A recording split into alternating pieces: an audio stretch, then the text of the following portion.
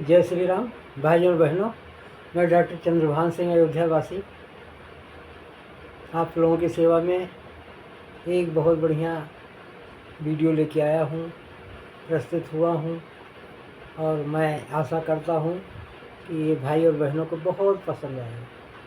मैं डॉक्टर चंद्रभान सिंह, अयोध्या वासी, मैं कहना चाहता हूँ कि जीवन में समस्याएं, परेशानियाँ, उलझन, टेंशन, डिप्रेशन बहुत है। हमें क्या करना चाहिए? मस्ती में रहना चाहिए।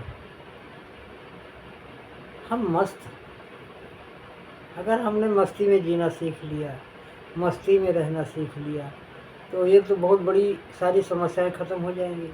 दूसरा, बहुत सारी बीमारियां शरीर से निकल के भाग जाएंगी। तो जो व्यक्ति मस्त रहता है उसके पास बीमारियां नहीं होती। जो आदमी पस्त रहता है उसके पास 50 बीमारियां, 100 बीमारियां इकट्ठी। इसलिए हमेशा मस्त रहो। हाँ, कुछ ऐसे काम करो जिसमें आप व्यस्त रहो। मस्त रहो, व्यस्त रहो, आपको बहुत आनंद आएगा। कुछ नहीं जिंदगी में, बड़े बड़े लोगों को हमने देखा दिन रात एक करते हुए कुछ नहीं कर पाए। इसका ये मतलब ये नहीं है कि आप लापरवाही में जियो, आलस्य में जियो, ना, ऐसे नहीं। आपको जीवन में सही दिशा में चलना है, सकारात्मक व्यवहार करना है, सबसे प्यार से रहना है, सबके साथ प्रेम से रहना है, अपने खान पान को सही करना है, अपनी दिनचर्या को सही करना है, हाँ, और मस्त रहना है। क्योंकि बहुत हाय करके भी लोग बीमार हो रहे हैं। हमने देखा करोड़ों रुपए हैं, उसके बाद भी लोग जेल चले जा रहे हैं। क्या फायदा है? अरे भगवान ने थोड़ा दिया है, थोड़े में मस्त रहो, मेहनत करो, बिजी रहो, लेकिन जितना है उसी में संतोष करो। संतोषम परम सुखम दया सर्वभूतेषु संतुष्टया येन केनवा। हाँ, सभी प्राणियों पर दया करो और जो कुछ परमात्मा ने दिया है उसी में संतोष करो। साईं इतना दीजिए जामे कुटुंब समाए, मैं भी भूखा ना रहूं, साधु ना भूखा जाए। कबीरदास जी ने कितनी बढ़िया बात कही। हे परमात्मा, हमें उतना ही धन दीजिए जिसमें हम संतुष्ट रहें, हम हमारा परिवार सुखी रहे और हमारे यहाँ जो साधु आए वो भी भूखा न जाए, उसको भी भोजन मिले। इस तरह से व्यवहार, विचार, रहन सहन होना चाहिए। अगर आप इन सब में खुश रहेंगे, प्रसन्न रहेंगे, अपने को भगवान के चरणों में मन लगा के शांति से रहेंगे, तो आप बड़े मज़े में रहेंगे।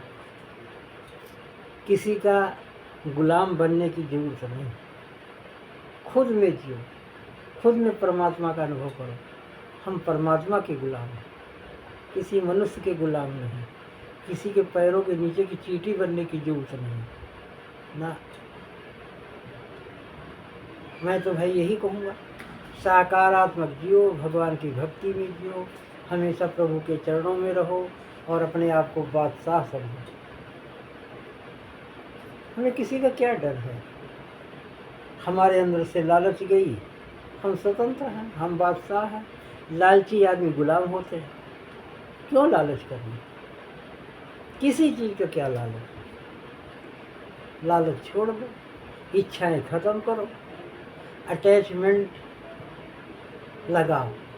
लगाव ही दुखों का कारण है। ऐसा लगाव करने का क्या फ़ायदा है जिसमें दुख ही दुख है। कहते मकड़ी जो जाला बुनती है अंत में उसी में फंस जाती है, उलझ जाती है। तो मकड़ी की तरह नहीं जीना, ऐसा कोई जाला नहीं बनाना कि हम मकड़ी की तरह उसमें उलझ जाए ना। कहते मकड़ी अपना ही जाला बनाती है, उसी में उलझ के मर जाती है।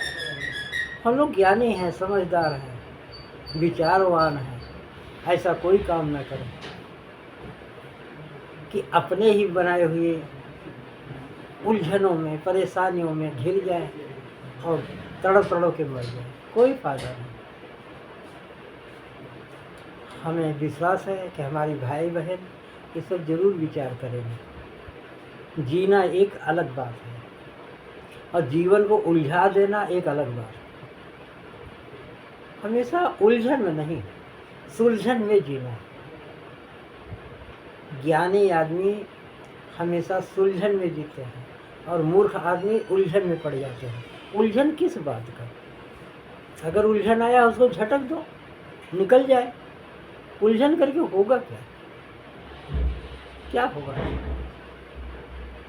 इसलिए मैं तो यही रिक्वेस्ट करूँगा, विनती करूँगा, शांति से जियो और अपने को बादशाह समझो। टेंशन फ्री, उलझन फ्री, कोई डिप्रेशन नहीं। क्यों जाना डिप्रेशन में? परमात्मा करने वाला है, उसने बिगाड़ा है तो वो बनाएगा भी। अगर कोई समस्या आ गई है तो उसको हल कौन करेगा? विचार करिए, वो परमात्मा ही उसका रास्ता निकालता है। करना क्या है? हमें आपको एक विवेक से काम लेना है, शांति से काम लेना है। विवेकवान व्यक्ति ही अपने जीवन में सफल है। और कोई समस्या आई है तो उसका हल भी एक विवेकवान व्यक्ति के पास ही है। जो मूर्ख है, कोई समस्या आई, फांसी लगा के मर गए, जहर खा के मर गए, नहर में कूद के, अर्थ क्या निकला? नहीं। समस्याओं से लड़ना सीखिए। परमात्मा हमेशा तुम्हारे साथ है। कोई आदमी साथ दे या ना दे, अगर आप उनका ध्यान करते हैं, उस परम पिता का ध्यान करते हैं, तो आपकी समस्याएं हल हो ही जानी। हाँ, ये आजमाई हुई बात है।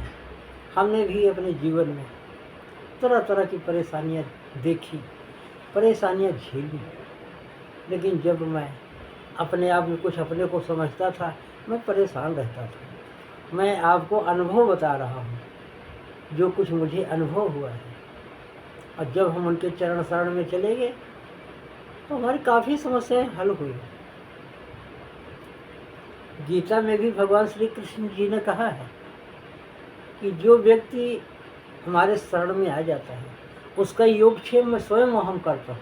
योगक्षेम वहाँ में हम, ऐसा कहा है श्री कृष्ण भगवान ने कि सब कुछ छोड़ के हमारे चरण शरण में आ जाओ तो आपकी समस्याएं यूँ हल होंगी जैसे मक्खन के बीच में फंसा हुआ बाल आसानी से निकल जाता है।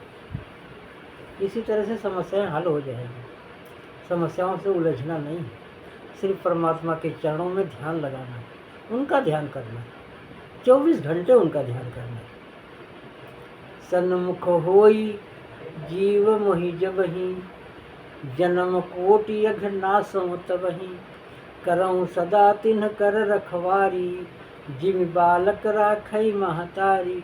जब वो परम पिता तुम्हारे साथ है तो तुम्हें किस बात का चिंता है, किस बात का डर है, किस बात की उलझन?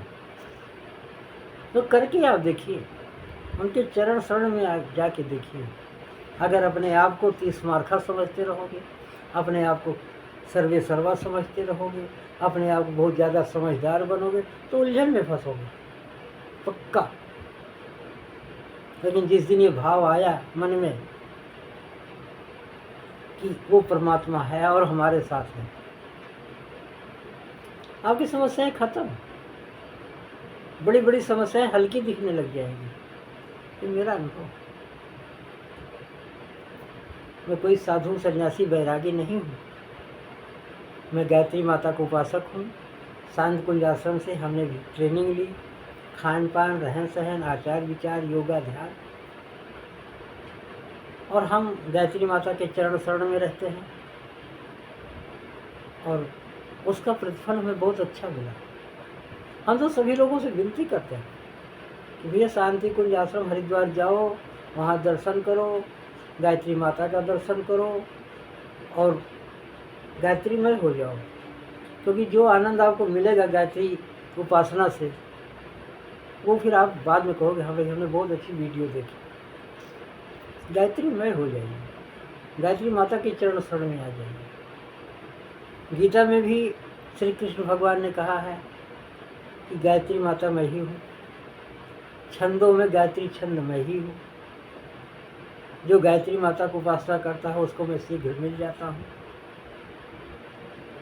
तो मेरा ये कहने का मतलब, भगवान के शरण में जाइए, चाहे गायत्री माता का उपासना करिए, चाहे माता दुर्गा की उपासना करिए, चाहे श्री कृष्ण भगवान के चरण शरण में रहिए, सब उनकी कृपा है, उनकी कृपा का अनुभव करिए। अपने जीवन को सुधारिए। जीवन को सुधार नहीं रहे हैं, गलत रास्ते पर चल रहे हैं, तो शांति कहाँ से आएगी? टेंशन ही टेंशन है।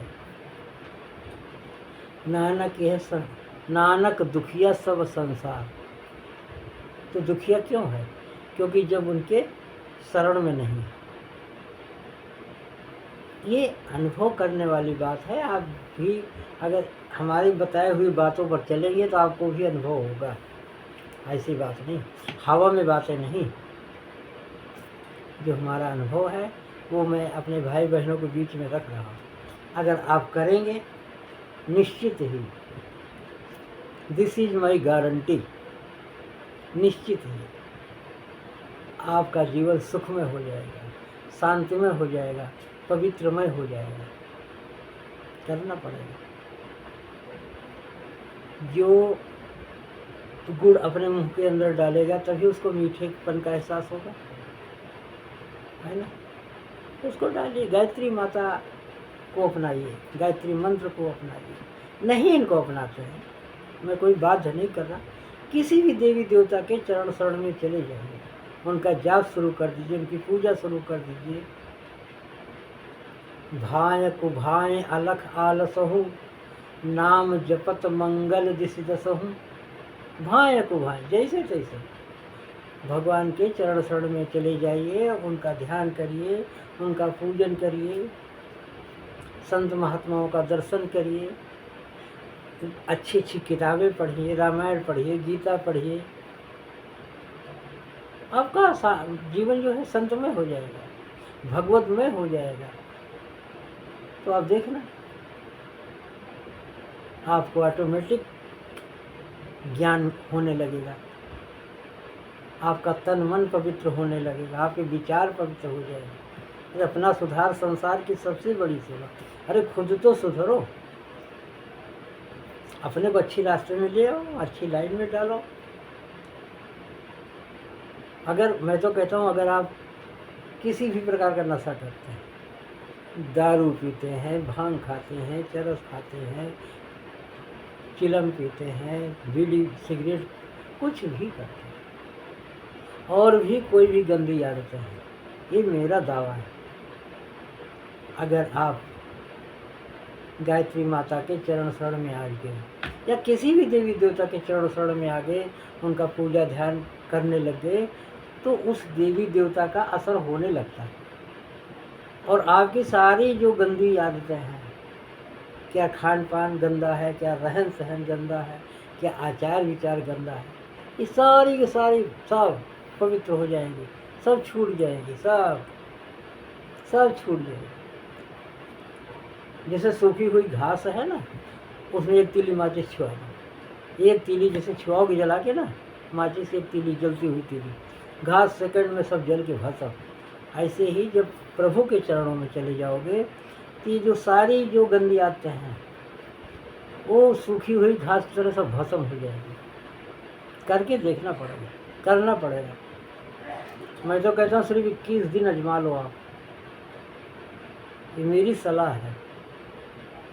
आपकी बुरी से बुरी, गंदी से गंदी आदत छूट जाएगी, चाहे कैसी भी आदत हो। 21 दिन आपको करना पड़ेगा। प्रभु के चरणों में इतनी बड़ी ताकत है, उनके चरण शरण में आइए, परमात्मा के चरण शरण में आइए, सारी तुम्हारे सारे अवगुणों को माफ़ कर देंगे, ख़त्म कर देंगे। और जहाँ आपको देख के लोग मुंह बिचकाते हैं, वहाँ सब आपसे प्रणाम करेंगे, आपके चरण छुएंगे। करके देखिए, आप वीडियो देख रहे हैं, मुझे बड़ी खुशी हो रही है। तो वीडियो देखना ही नहीं है, सुनना ही नहीं है, इसको अपने जीवन में आज ही संकल्प कर लेना है और आज से अप्लाई करना है। प्रभु के चरणों में 24 घंटे अपना समय लगाओ। कुछ नहीं जीवन में, मूंदहु नयन कतहु कछ नाही। जिस दिन प्राण निकल जाएंगे सब ऐसे ही कहानी ख़त्म। तो वो तो एक अलग मैटर है, कब किसको जाना है वो एक अलग मैटर है। तो भगवान की भक्ति तो कर सकते हो ना, कैसे भी करो, किसी गुरु करने की जरूरत नहीं, कुछ नहीं करने की जरूरत, बस भगवान की भक्ति शुरू करो। आपके घर में कहीं कैलेंडर लगा है ना, हनुमान जी का है, माता दुर्गा का है, गायत्री माता का है, भोले बाबा का है, किसी का है ना, उन्हीं का ध्यान करके 2 अगरबत्ती रोज जलाओ। रोज शुरू करो, शुरू करो। इसीलिए तो कहा गया है कि भाय कुभाएँ अलख आलसहु, नाम जपत मंगल दिस जसहु। आपका ध्यान जब भक्ति में मुड़ेगा, जब आपका ध्यान भक्ति में जाएगा, उसी दिन से परमात्मा कृपा आपके ऊपर होगी। ध्यान दीजिए हमारी बातों पर। मैं बहुत प्यार से, बहुत शांति से समझा रहा हूँ। हम ये नहीं कहते कि सुबह उठ के हनुमान चालीसा पढ़ोगे तो बहुत बड़े संत हो जाओगे, नहीं। लेकिन अगर आपने हनुमान चालीसा पढ़ ली, अगर आपने दुर्गा चालीसा पढ़ ली, अगर आपने सुंदरकांड पढ़ लिया, उसी दिन से आपके अंदर भक्ति जागृत हो जाएगी, ज्ञान जागृत हो जाएगा। इसीलिए तो कहा है ज्ञान नहीं भक्त है नहीं कछु भेदा। शुरू करिए,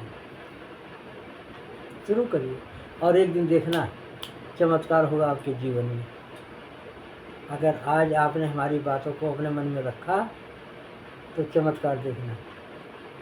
संकल्प से सिद्धि होती है। आज संकल्प करिए, अभी संकल्प करिए कि हमें अपनी बुरी आदतों को छोड़ देना है और अपने मन को और इस तन को परमात्मा के चरण शरण में लगाना है। संकल्प करिए और देखिए चमत्कार। भाई और बहनों, आप वीडियो देख रहे हैं, मुझे बहुत अच्छा लग रहा है। और आप वीडियो को लाइक कर दीजिए, शेयर कर दीजिए और चैनल को सब्सक्राइब कर दीजिए। मैं आपके लिए ऐसे ही छोटे छोटे वीडियोज़ बनाऊंगा, आपके सामने रखूंगा। और काफ़ी वीडियोज़ मैंने पीछे भी बनाए, लोग बहुत पसंद कर रहे हैं।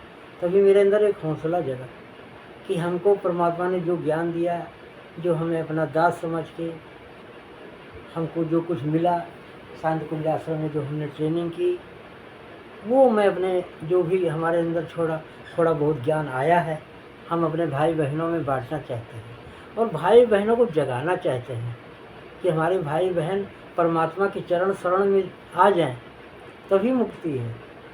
नहीं तो कितना भी धन मिल जाए, कितना भी परिवार मिल जाए, घर में सुख शांति नहीं आने वाली। सुख शांति लाना है ना, तो कुछ तो करना पड़ेगा। प्रभु चरणों में अपने को चढ़ा देना है, अर्पित कर देना है, उनसे ऊपर कोई कुछ नहीं। तो भाई और बहनों, फिर मिलेंगे। जय जय श्री सीताराम।